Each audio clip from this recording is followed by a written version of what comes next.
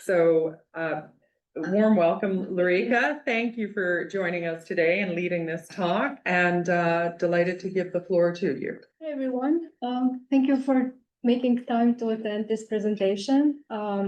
This project is a collaboration, as Anne mentioned, is a collaboration between my home institution and this lovely institution that is so graciously hosting me. A little bit about the focus of today's topic.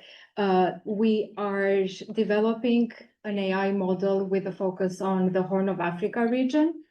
The scope of this project is to develop an AI model that not only analyzes and forecasts behaviors, but also analyzes the dynamics between conflict faction groups that lie in the region of the Horn of Africa. This project is built on two main platforms that my home institution and Sail Lab has built, called NTUS, short for the Northwestern Terror Early Warning System, and PAGE, which is short for the Policy Analytics Generation Engine. The goal of this project is not to just forecast behaviors of terrorist groups or just conflict faction groups in the Horn of Africa region, but also to be able to generate insights that will be later useful in providing support for conflict predictions, counter-terrorism, and also policymaking and policy-driven efforts. A little bit about the NSAIL lab, just so that you can also get a little bit of an idea behind the collaboration that's being fostered through this project. My lab is jointly housed by the Northwestern Roberta Buffett Institute for Global Affairs, as well as the McCormick School of Engineering in Chicago, led by Professor Subramanian, which has been doing detailed studies and AI applications in the field of cybersecurity and counterterrorism for many, many decades now. Him and our team, we focus on two main research areas, being predominantly cybersecurity as well as counterterrorism and international security topics. Particularly speaking, we are using AI as a tool and AI as a method to generate tools, to generate pipelines, to generate theoretical frameworks to be able to tackle problems in both of these domains. Particularly, we are using AI models to predict terrorist attacks, like I mentioned. We're using AI models as tools in order to understand and also be able to reshape the dynamics that conflict factions and other terrorist organizations have. We're using AI tools to be able to disrupt the networks of these organizations, as well as to be able to foster diplomatic negotiations if it's necessary. In the field of cybersecurity, we're using AI methods in order to be able to prevent and mitigate cyber attacks. We are also developing through AI and real-time detection engines in order to be able to mitigate cybersecurity issues, as well as we're developing frameworks that allows us to protect against IP theft, as well as malware and phishing attempts. So as I mentioned, this project is an extension of the already existing NTUS platform. In a nutshell, NTUS has been under development for many, many years, and it's been a couple of years now that it's been launched as a platform. It has been collecting and it's been analyzing data by now, and it's always a work in progress, but so far it's 6 terrorist organizations, particularly Boko Haram, Indian Mujahideen, Abu Sayyaf, Al-Shabaab, Jainim, which is also known as the Al-Qaeda of the Sahel, and Lashkar-e-Taiba. A lot of these insights and a lot of quantitative and qualitative information that we have derived from the data, they've been published in the form of books, as well as shorter formats of literature. In particular, on a monthly basis, this platform issues out forecasts for all of these 6 groups in trying to predict their behavior for a time period between 1 to 6 months into the future. So yes, this new work aims to not only just build on top of this platform, but also to be able to define variables that are particularly important to the Horn of Africa region, to these conflict factions, as well as to be able to study through case studies like this, how the intergroup dynamics, as well as the governance challenges that this region experiences, how are they impacting these types of predictions and these types of forecasts. I'm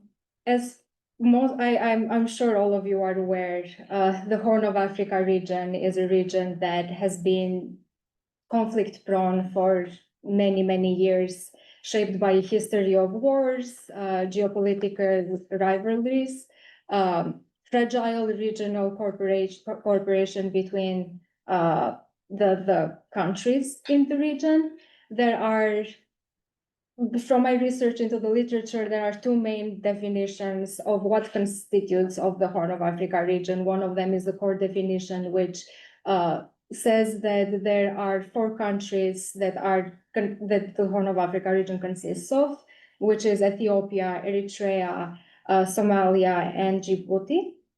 But also now recently broader discussions also involve Sudan, South Sudan, Uganda, and Kenya as part of this region. What all of these countries have in common is that conflicts in these countries rarely stay within their national boundaries.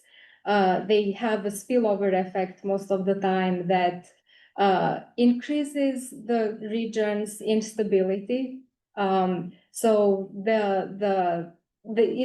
they spill into neighborhood and states, often undermining prospective developments that are very important and very rare in the area, nowadays at least. Adding to this complexity, there's always an ongoing competition between the countries in order to get more of the strategic position into the Red Sea and the Gulf of Aden over here. And as a region, it's also very rich in natural resources, but this combination of the strategic location, the natural resources, on top of ethnic divisions, political divisions within the region. And also it doesn't help that there's a lot of external intervention with parties outside of the region. It intensifies the tensions and it complicates the situation tenfold. So there are a lot of case studies, and there's so much that you can mention from this, from historically speaking. But I chose these 3 countries just to give an example of what is going on in the past couple of years. Particularly in Sudan, we have a civil war that started in 2023.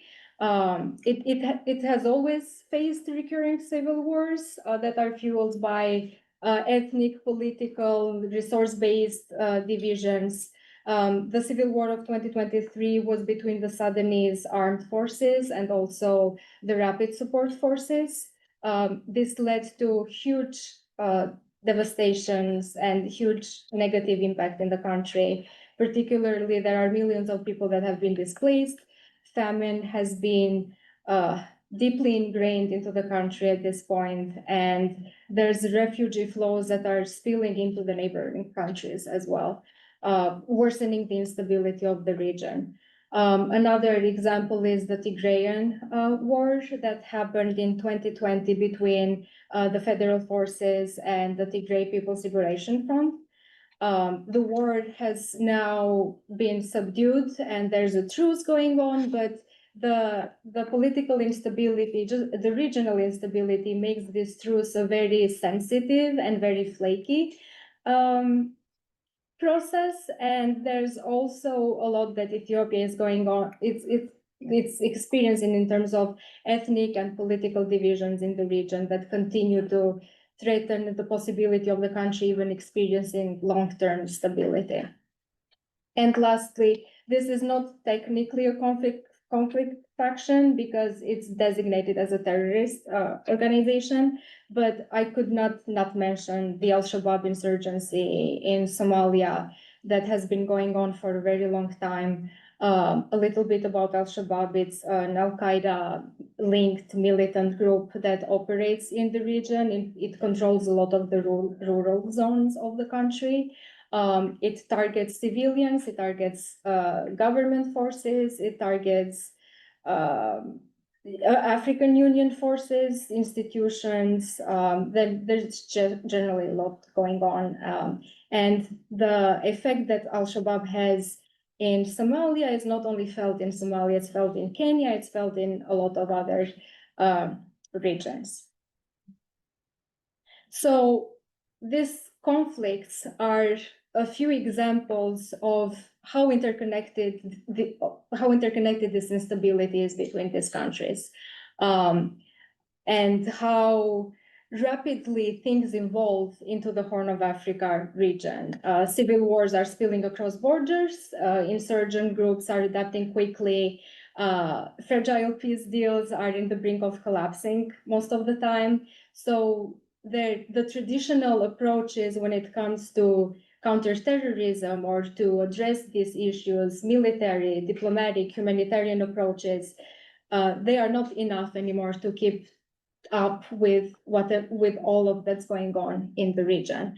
So this is where technology starts playing a huge role in, and particularly artificial intelligence it's critical in addressing issues like this.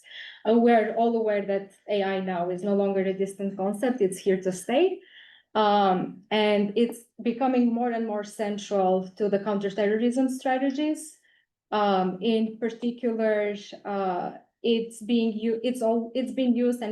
used across the security domains to be able to anticipate and forecast threats, to be able to support decision making, to be able to guide counter-terror operations. And there are a lot of countries that are adapting more and more tools like this and applications like this.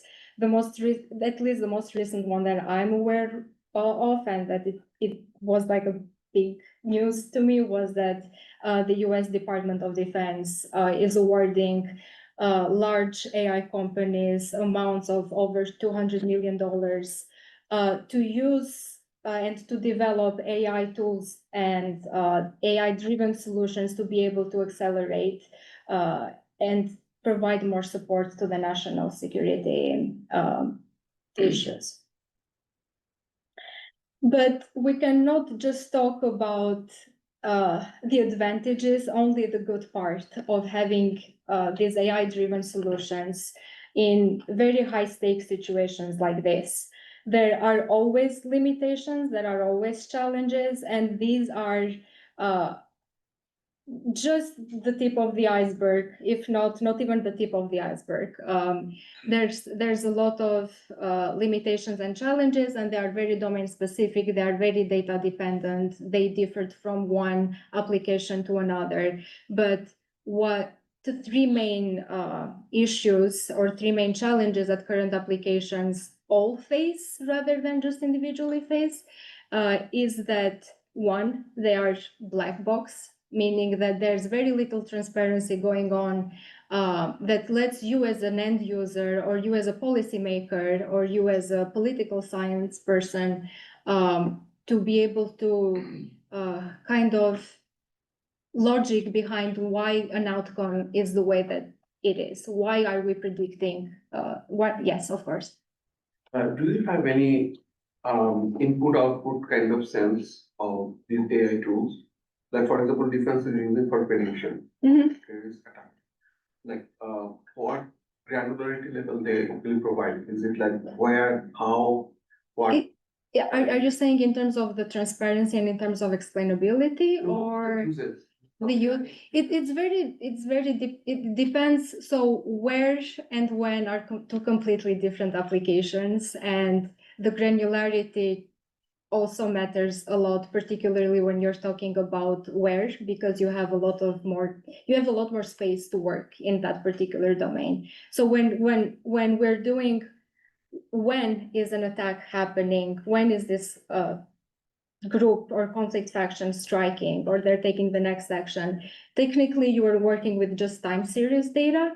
Time series meaning that you have a designated timeline that you're looking at this group for, and for every month and every year of this designated timeline, you're gathering as much information and you are representing it in a quantitative way. So binary representation or numerical representation.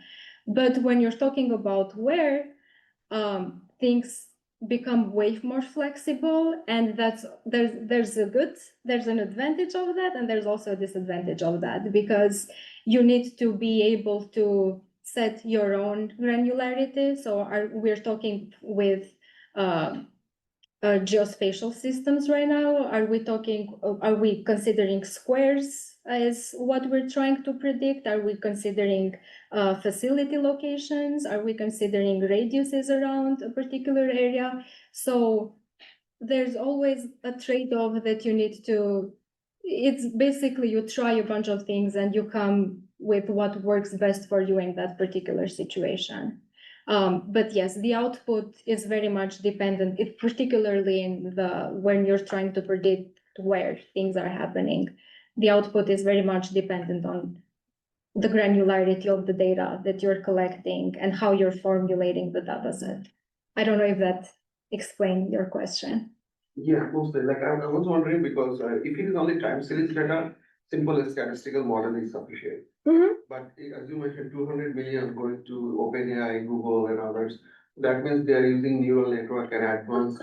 No, I wasn't making a claim that they're using $200 million to do a time series prediction. That would be, you can do that for free. But yes, so yes, there's a black box characteristic and the lack of transparency in decision making in being able to rationale about why a decision is the way that it is. There's also other issues with bias and fairness. Again, depending on what you're trying to tackle, depending on who the developer is, depending on the data that you're working with, there's a high chance that the outputs of the AI tool that you're making is going to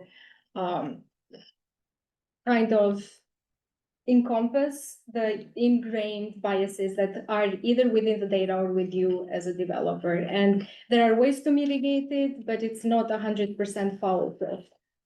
And lastly, but not, it's not the last when it comes to all the disadvantages that we're aware of, is that the lack of transparency and the lack of explainability also bleed into the ability to translate these outcomes into policy in order to be able to use these outputs in a way that's actionable and not just a quantitative result, let's say.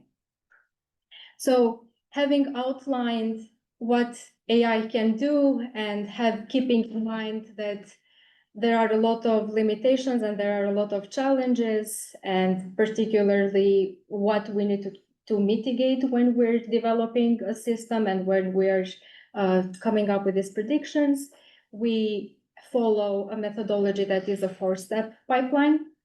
Particularly, we start with data collection and data preparation. We will see each and every one of these steps in more detail, but we then continue with learning this data and learning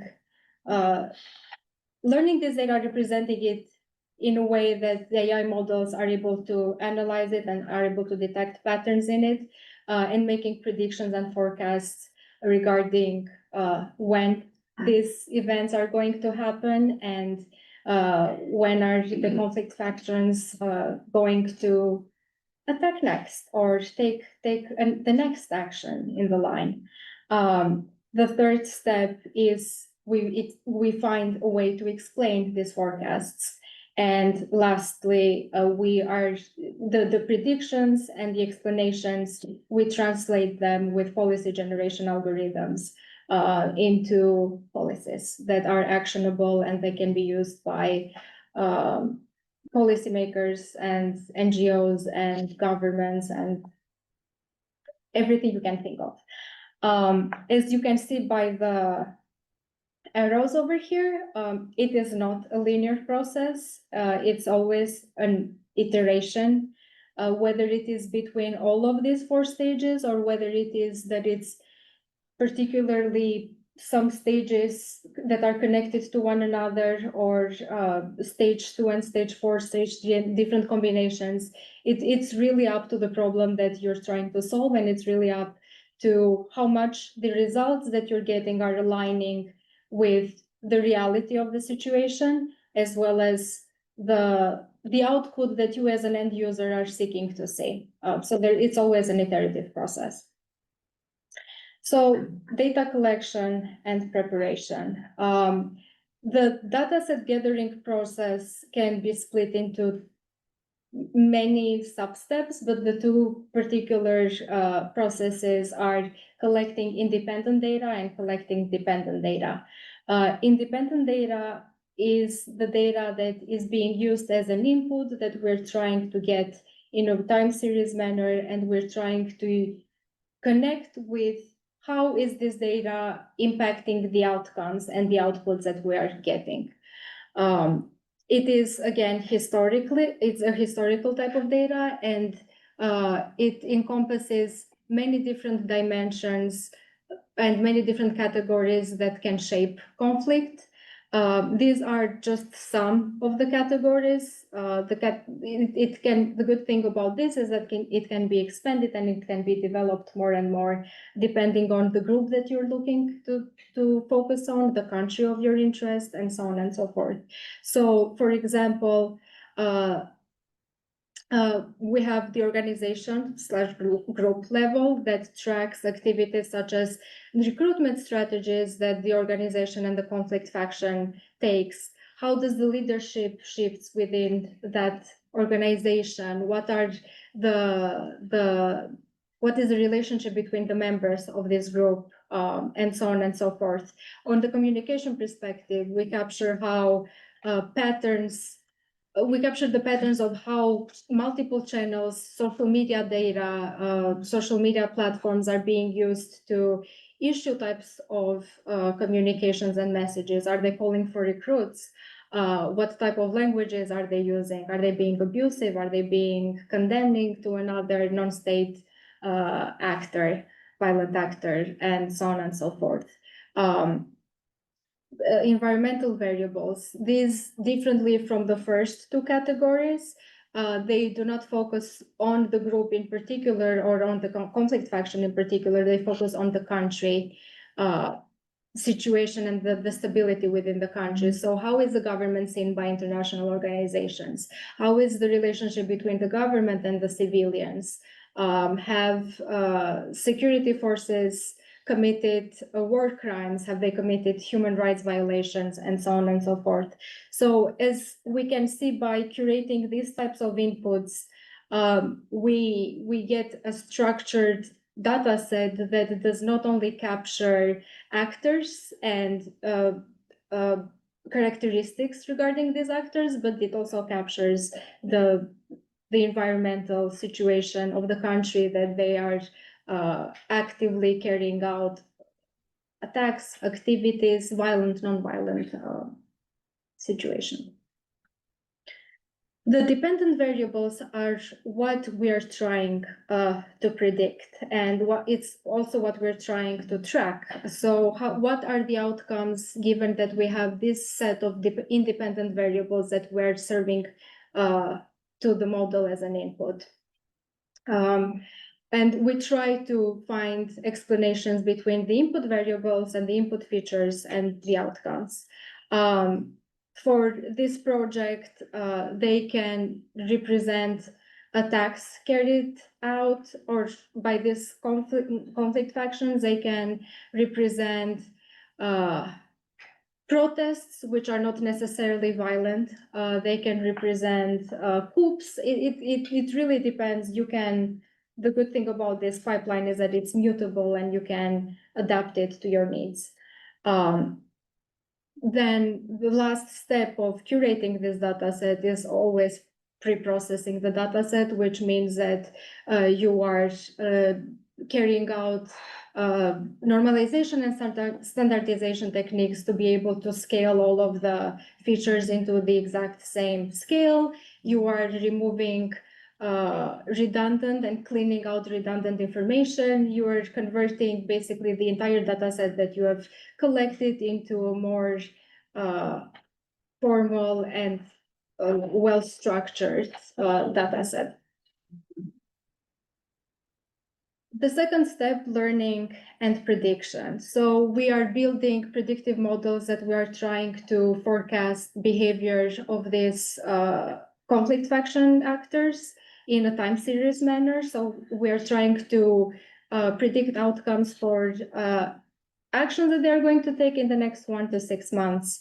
There are many ways that the performances of these models can be evaluated. A lot of them are just standard machine learning metrics, such as precision, recall, and F1 scores. For example, precision can tell us how many of the predicted attacks our models were able to actually correctly predict. Recall is measuring how many of the attacks that we predicted are actually real attacks, so true positives. And F1 scores is a metric that's created to balance this precision and this recall so that the model does not kind of optimize over one, but forget about the other. So the performance of these models differs from, given that the input and the data set can differ from one model to another, there is no really a clear guideline on what models to use given what type of domain problem you're trying to solve. So a common practice is to create an ensemble of these models where you're fusing all of these singular machine learning models together, and you are getting the advantages and the positives characteristics of every single model while ignoring the negative features and the negative outcomes that come with it. We also use ablation testing in order to be able to see what type of features are impacting the outcomes the most. This allows us to find a connection between which ones of those independent variables are most important given this particular task and affect those precision, recall, F1 scores the most. As I mentioned, NTUs is doing this exact same pipeline for the 6 groups that we have been tracking for a very long time, and we are generating these reports on a monthly basis, and we're disseminating them to over 660 organizations that range from the Interpol to Target. We don't know why, but we're happy to have them, glad to have them. The next step is forecasting and taking this forecast and explaining them, generating explanations. So as we said, one of the challenges that machine learning models have is that they often act like black boxes, and we cannot really understand as to why a certain prediction is being made. In order to be able to get an understanding as to why this prediction is being made, we are using the so-called temporal probabilistic rules, which I will be referring to as TP rules from now on.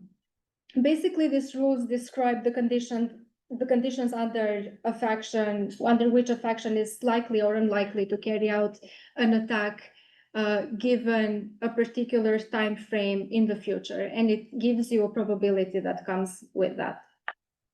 So for example, over here, we can see that if the conditions C1, C2, CM are all true in the given month M for the group, the conflict faction G, then this group will carry or not carry out an attack or an activity in the month M plus delta, where delta is the month into the future. It takes the value of 1 to 6, basically. So this is how you are able to connect the outcome with the time frame that you are interested in. So we are extracting multiple TP rules, but in order to be able to tell which ones are redundant and which ones aren't, for the situation that we're looking at, we again use particular statistic measures, such as the probability that tells us how often the rule predicts the outcome correctly. We're using the negative probability that tells us what happens when the condition isn't real. We're using the support that is the share of months where both the condition and the attack occurred. And we're also using the lift, which compares the rule's probability, so C1, C2, CM probability to the baseline probability of an attack occurring that's being predicted by the machine learning models. So together, these measures allow us to not only make a forecast, but also be able to explain as to why this forecast is occurring in the time frame that we're interested in. And it also reveals which conditions are redundant and are not going to serve for the purpose of the project or the conflict faction that you're looking at, and which will. And lastly, but not least, we are translating this forecast into policies, and there are many, many ways as to how this can be done. Currently, we're using PAGE, which is the policy analytics generation engine, but there are also other ways to, there are other policy generation algorithms that can be used. And this take these insights and these predictions and these rules, TP rules, and they are forming potential strategies that can mitigate conflict and can help take actionable security measures. There's always it's always a good point to make that these are not outcomes, and these are not these are not set in stone. These are suggestions that should serve as a mean to the policymakers and should serve as a mean to professionals in the field. This should not be taken for face value.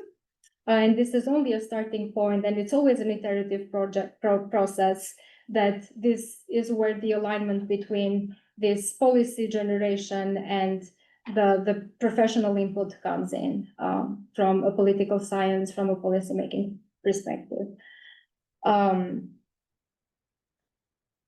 And lastly, the implications of not only just this work, but in the grand scheme of things, these types of works are very significant, and we can talk about them for a very long time. I just chose about like a small section of them.